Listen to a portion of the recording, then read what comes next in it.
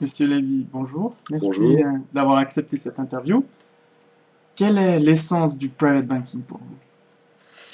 S'il fallait résumer l'essence du private banking, je dirais que la première chose qui me vient à l'esprit, c'est la capacité d'écoute, euh, l'anticipation, la réflexion que l'on peut faire sur les besoins de nos clients.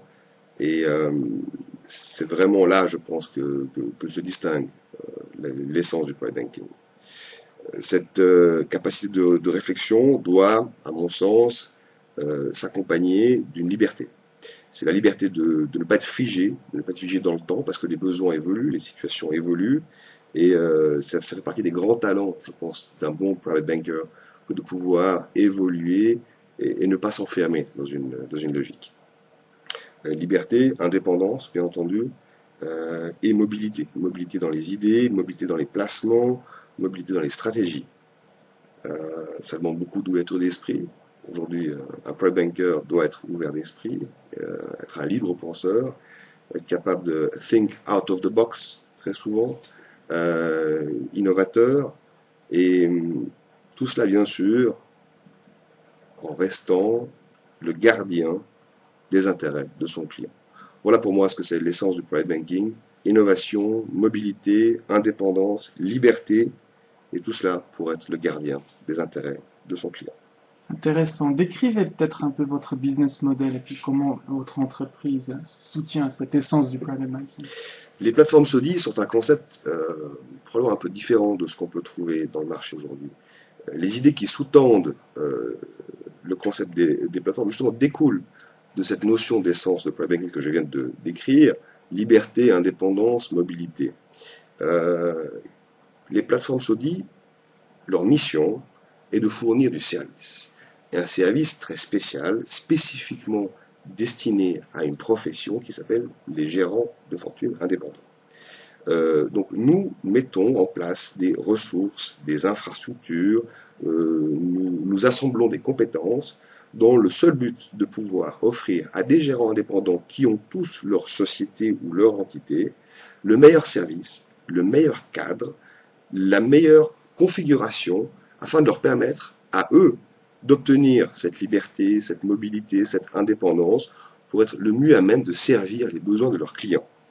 Tous nos membres, parce que nous les qualifions de membres, sont indépendants de nous juridiquement, ils sont les entre guillemets patrons de leur société, ils président aux destinées de leur entreprise, ce sont donc des entrepreneurs, et nous essayons simplement de leur fournir tout ce dont ils ont besoin. Nous avons développé au cours de ces 10 dernières années une connaissance relativement pointue et très spécifique de ce métier. Donc nous sommes bien à même de connaître leurs besoins et d'y répondre de la manière la plus efficace possible sur le long terme.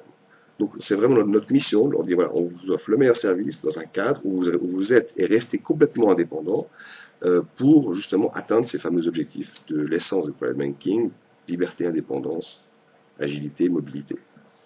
On entend beaucoup parler des gérants indépendants aujourd'hui et puis il y a une grande croissance. Est-ce que vous pensez que ça pourrait être le futur du private banking? Les gérants indépendants sont probablement un des futurs du private banking. Le private banking est un monde très très vaste et je suis convaincu que les gérants indépendants sont une partie de ce futur.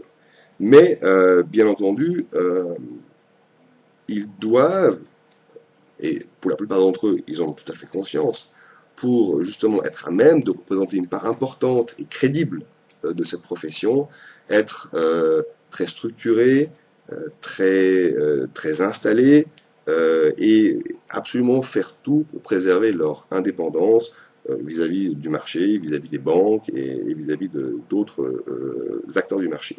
Ce qui fait que l'éthique, la déontologie, l'organisation sont, à mon sens, les points forts sur lesquels les gérants indépendants vont devoir capitaliser pour institutionnaliser leur profession et la rendre la plus solide possible sur le long terme. Et effectivement, ils sont une partie importante du futur du private banking. Sur notre site, hein, on observe aussi un peu les pratiques de gestion des organisations des banques, euh, gestion d'entreprise. Dites-nous peut-être pour terminer, quels sont les facteurs de succès clés que vous mesurez dans votre entreprise? Les facteurs clés de réussite d'une entreprise, pour moi, tiennent avant tout à la vision. Il faut que, lorsqu'on monte une entreprise, quelle qu'elle soit, et encore plus dans le domaine du private banking, il faut que l'entrepreneur, l'animateur, ait une vision de son métier et de ce qu'il veut faire. Ça, pour moi, c'est toujours très très important. Et lorsque je dis une vision, c'est pas une vision à 3 mois ou à 6 mois, c'est une vraie vision d'entreprise. Et de là découlent forcément les bonnes décisions.